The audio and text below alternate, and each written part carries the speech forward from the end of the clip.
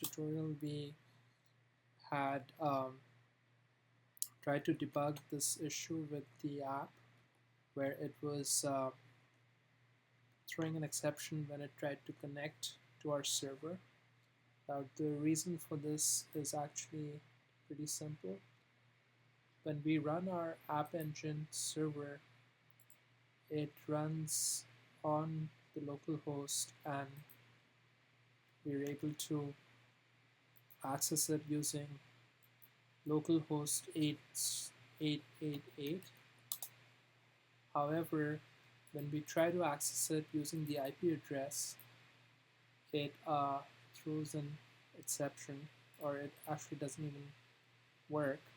The reason for that is that the web server inside the Google App Engine uh, plugin is not configured to run with the IP address. So we're going to change that by going to the debug configuration, selecting the App Engine project, going to arguments, and in our arguments we'll add dash dash address equals 0.0.0.0 and apply and close. We'll do the same thing for our run configuration.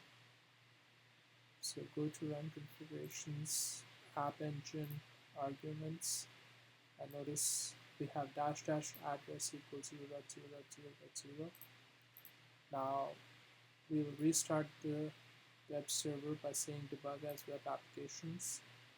So here it's saying there's already a web server launched on that port, so we're going to disconnect the old one and disconnect any previous instances of the web server, then debug as web application. So it should start a new session. Now when we go to our browser and refresh localhost 8888, we should see the web server, and we can access it using the IP address.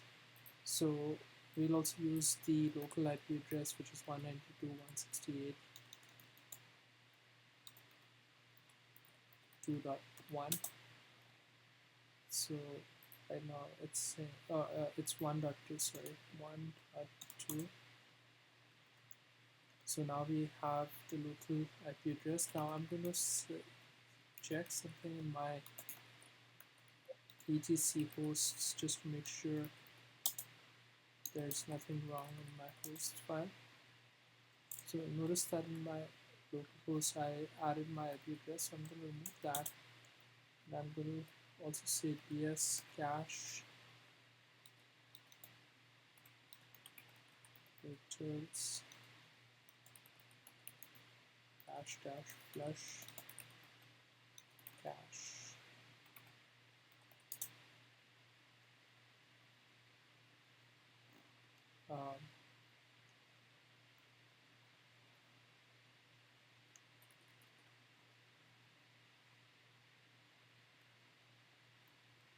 Yeah, it's singular ds cache util flush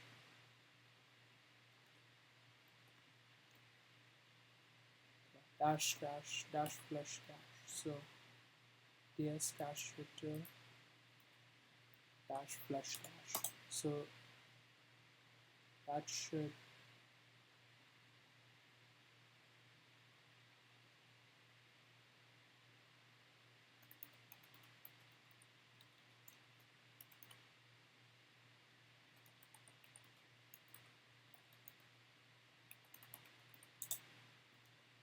that should record the new value of the host file. So if I refresh this again, I should still get the same thing. So now I need to run my client, but I need to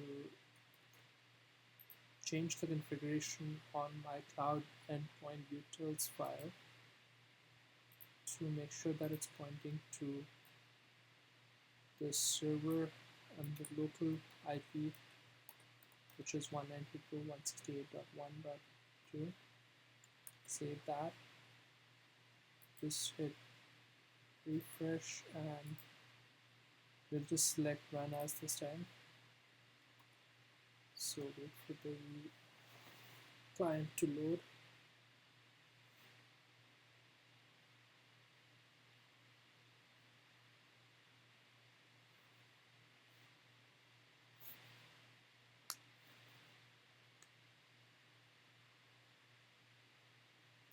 So this time it should go to the server and retrieve these um,